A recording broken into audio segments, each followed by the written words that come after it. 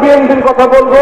জানি হাজারীবাগ এই সমস্ত এলাকা আমাদের মরহুম বিন্দু ভাইয়ের এলাকা, বিএনপির সমস্ত বেশি আছেন থাকেন, একটা কথা মনে রাখবেন, ওই যে আপনাদের মরহুম নেতা শহীদ প্রেসিডেন্ট রহমান সাহেব ধর্মনিরপেক্ষতাকে ঠেঙ্গে বিদায় করে আল্লাহর উপর আস্থা ও বিশ্বাসকে বাংলাদেশে স্থাপন করেছিলেন।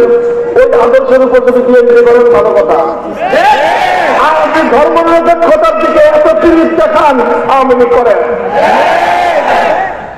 কথা পরিষ্কার। মুসলমানদের কাছে কুফরি মতবাদ, ধর্মনিরপেক্ষ মতবাদ, ভারতীয় রাজনীতির মতবাদ মুসলমানদের বাংলাদেশে চলতে পারে না।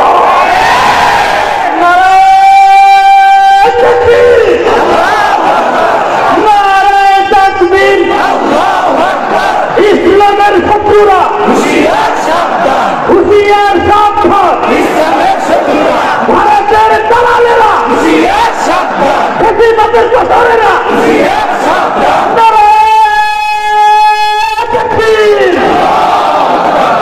আওয়ামী লীগকেও বলবো মাঝখানে যা ভুল করছেন সব ভুল তওবা করে কাজা কাফারা দিয়ে আবার ওই পুরান রাজনীতিতে ফিরে যান।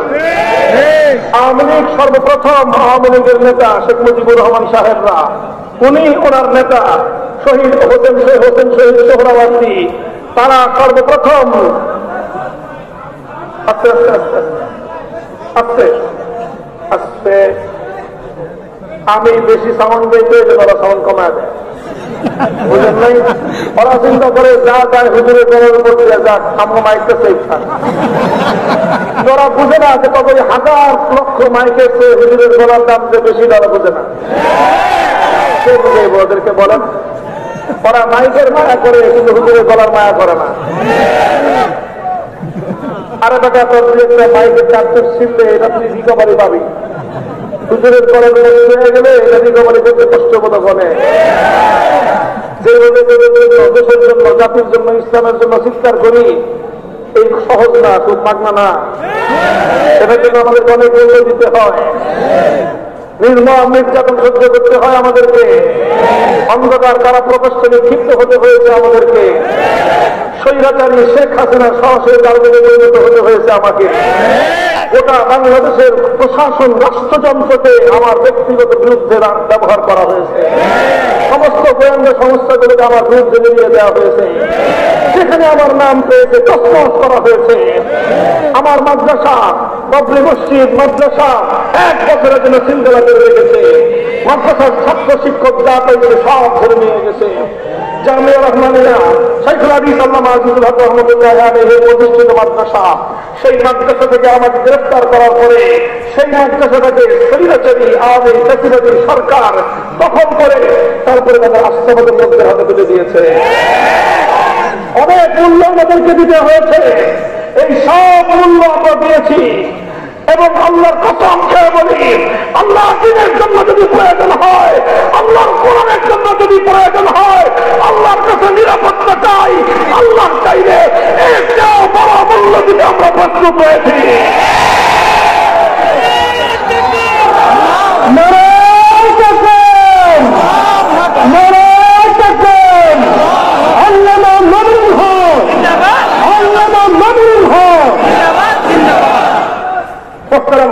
যে কথা বলেছিলাম আওয়ামী লীগের লোকদের প্রতি আমি শুরুতে বলেছি, ঠান্ডা মাথায় গিয়ে চিন্তা করবেন, সেকুলারিজম মানবেন না ইসলাম মানবেন।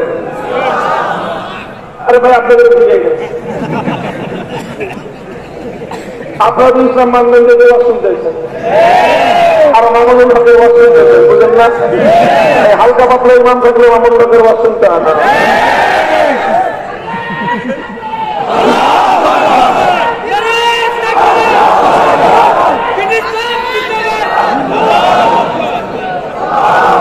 আওয়ামী লীগের প্রতি সবিনয় নিবেদন, ঠান্ডা মাথায় চিন্তা করবেন, ইসলাম আর সেকুলারিজম। যদি ইসলাম মানেন আর দ্বিতীয়বার কোনদিন বাংলাদেশে সেকুলারিজমের রাজনীতি আমদানি করবার চেষ্টা করেন না। আর যদি সেকুলারিজমের রাজনীতি করতে হয় তাহলে তো সীমান্ত খোলা আছে।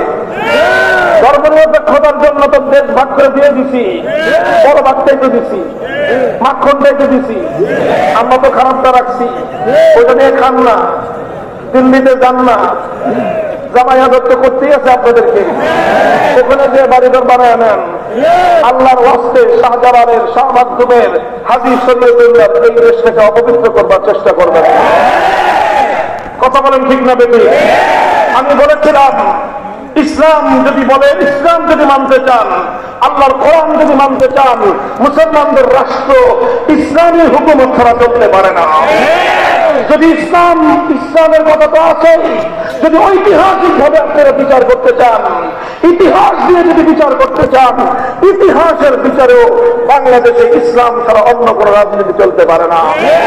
কারণ যখন দেশটা ভাগ হয়েছে, ধর্মনিরপেক্ষতার রাজনীতির জন্য এক ভাগ, ইসলামের রাজনীতির জন্য আরেক ভাগ, যেই ভাগ আমরা পেয়েছি, আমরা এরপরে ইসলাম কায়েম না করবার কারণে পশ্চিম পাকিস্তানিদেরকে তালাক দিয়েছি, কিন্তু বাংলাদেশে ইসলামের হিস্সা ছাড়ি নাই, ইসলামের হিস্সা ছাড়বো না।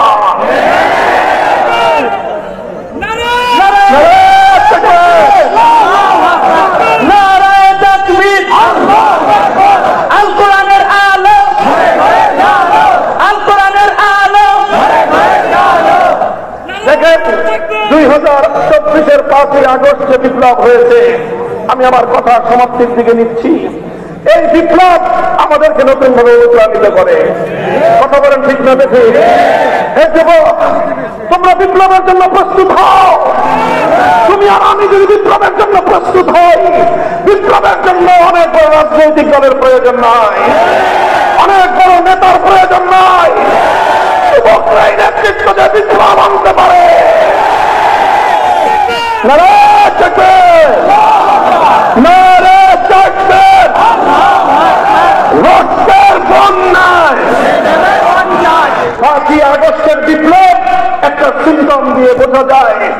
এই বিপ্লব, এটা যদিও পূর্ণাঙ্গ ইসলামী বিপ্লব ছিল না, তবে ইসলামী বিপ্লবের আগে এটা একটা পূর্বাভাস। প্রতিদিন যখন সকালবেলা সূর্য উঠে পূর্ব দিগন্তে, সূর্য ওঠার ঘন্টা দেড়েক আগে সুবহে সাদেকের আলো উদ্ভাসিত হয়। কথা বলেন ঠিক না বেশি? সুবহে সাদেক উঠলে দুনিয়ার মানুষ বুঝে যে কিছুক্ষণ পরে সূর্য উঠবে।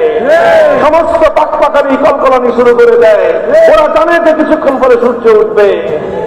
ঠিক তেমনি ভাবে 5ই আগস্টের বিপ্লব, এটা যদিও পূর্ণাঙ্গ ইসলামী বিপ্লব নয়, তবে এটা ইসলামী বিপ্লবের পূর্বে একটি নতুন সূর্যোদয়ের শুভেচ্ছাদি।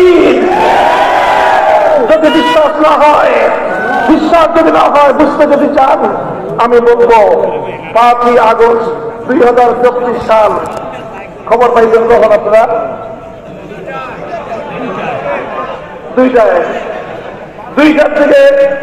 2টার থেকে জনগণ সবাই খবর পাইছে দেখি পালাইছে। এরপরে 2টা থেকে 3টা, 1 ঘন্টার বাংলাদেশ। কয় ঘন্টা? 5ই আগস্ট 2024 দুপুর 2টা থেকে 3টা। এই 3টা 1 ঘন্টার বাংলাদেশের কথা চিন্তা করেন তো। টেকনাফ থেকে তেতুলিয়া কি ঘটেছে? কোন নেতার নেতৃত্ব দিতে হয় নাই, কোন আলেমকে উচ্চকণ্ঠে কথা বলতে হয় নাই। এদেশের মানুষ টেকনাফ থেকে তেতুলিয়ায় মুসলমানদের জাতীয় স্থাপনায় ভাস্কর্যের নামে যত মূর্তি ছিল সমস্ত মূর্তি ভেঙে গুড়িয়ে দিয়েছে। তবে